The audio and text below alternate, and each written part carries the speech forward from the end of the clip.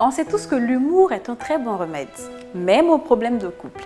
Ici, nous vous donnons la possibilité de rire de vos problèmes afin de mieux les surmonter. Bonjour et bienvenue.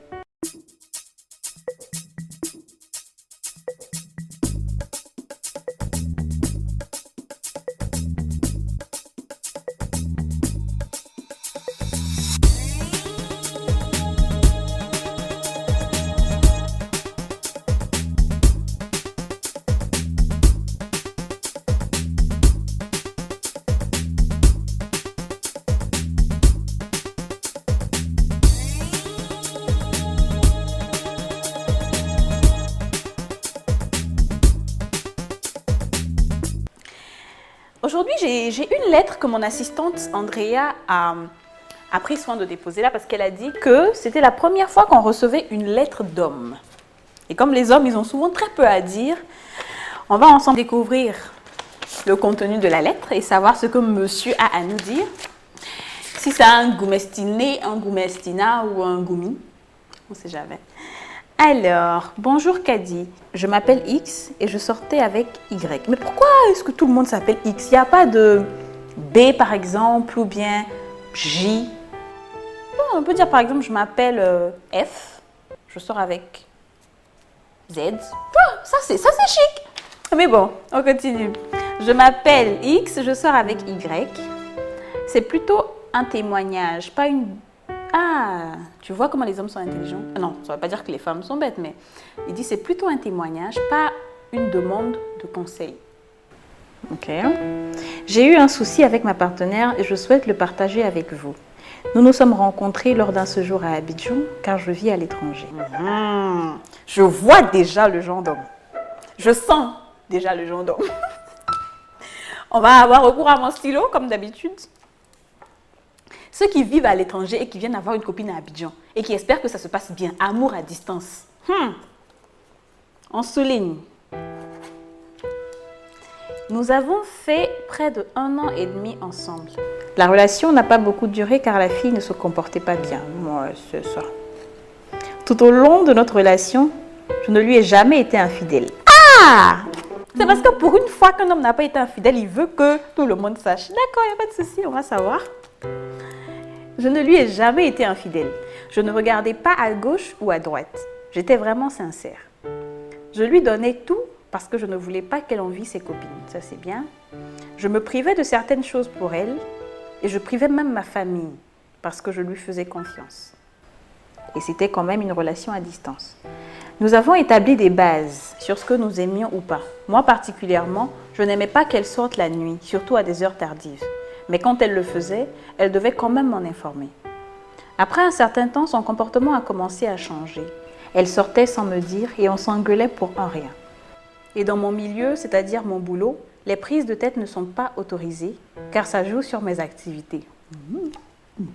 Même le président Obama, il a prise de tête. Un jour même, suite à une dispute, j'ai eu une fracture à l'épaule durant mon entraînement. Parce que je suis dans le sport et on s'était engueulé la veille.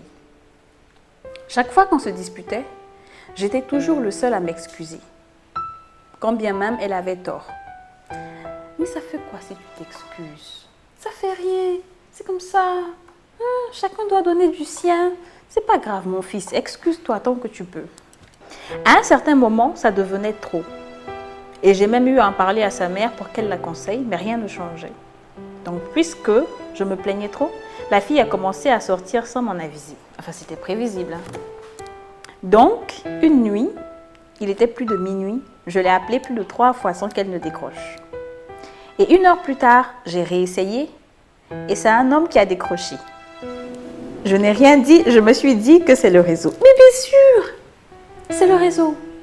Tu sais, ça, je connais ce réseau-là. C'est un réseau, c'est un réseau assez masculin, tu vois, qui embrouille de temps en temps. Mais c'est un réseau. Il ne faut pas s'inquiéter pour ça. On n'a pas besoin de s'enflammer pour ça. C'est un réseau. Je me suis dit que c'était le réseau. Je rappelle, une deuxième fois, mais le même gars a encore décroché. En fait, là, par exemple, Ça s'appelle le réseau bis. Ou bien le réseau double. Ça arrive, ça c'est le réseau. Oh, le réseau. Et c'est le même homme qui a décroché, je n'ai rien dit. Je me suis dit une fois de plus que c'était le réseau, c'est ça. J'ai essayé une troisième fois et là, c'est elle qui décroche. Et j'entends les voix du gars, derrière. En fait, c'est vrai? Non. Ce réseau-là, ça s'appelle le réseau déplaçant. Tu vois? En fait, c'est un réseau qui se met derrière le conjoint. C'est un réseau qui se met derrière le conjoint afin de mieux capter, tu vois, parce que... Je suis vraiment désolée. Oh là là, j'imagine la tête du gars en ce moment-là. Ok.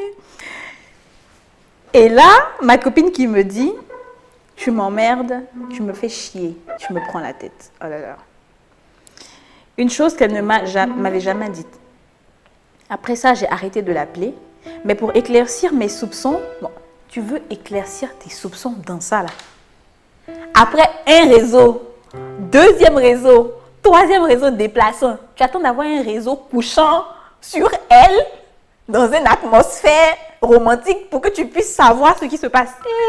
L'amour, quand tu nous prends.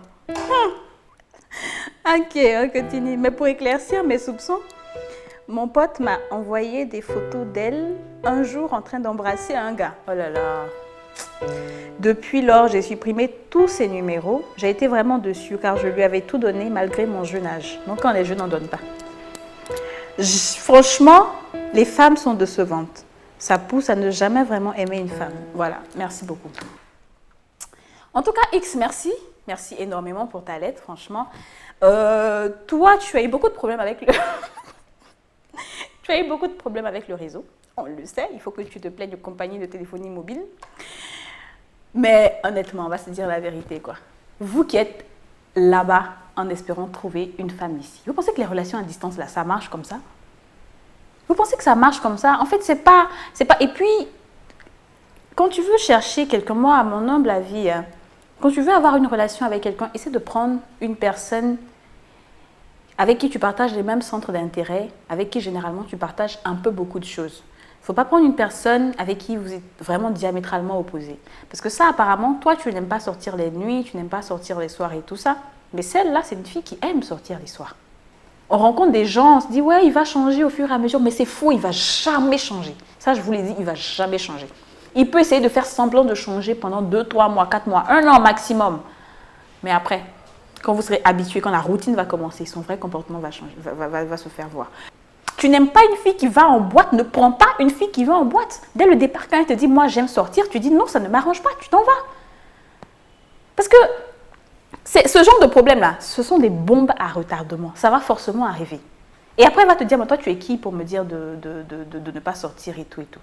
Et toi, la fille, toi, une fille, pour ta propre décence, si un homme te dit de ne pas sortir le soir, la moindre des choses, si toi tu ne te fais pas respecter, lui il essaie de te faire respecter aux yeux des autres. Si tu es seul, tu es célibataire et que tu es dehors jusqu'à 5 h du matin, ça va, il n'y a pas de problème. Mais si tu es en couple, que tu es dehors jusqu'à 5 h du matin, il y a un problème. Et donc si ton mari te dit ça et que pour ça tu dis, enfin ton copain te dit ça et que pour ça tu dis tu me fais chier, ah ben c'est toi-même tu te fais chier toute seule. Mais bon, ça, c'est mon opinion. Vous pouvez laisser des témoignages, vos opinions, vos avis, tout ce que vous voulez, sauf les injures à l'endroit de ces personnes qui nous écrivent. Et sûrement, vous serez sélectionnés pour me rejoindre ici très bientôt afin qu'on puisse rire ensemble des histoires.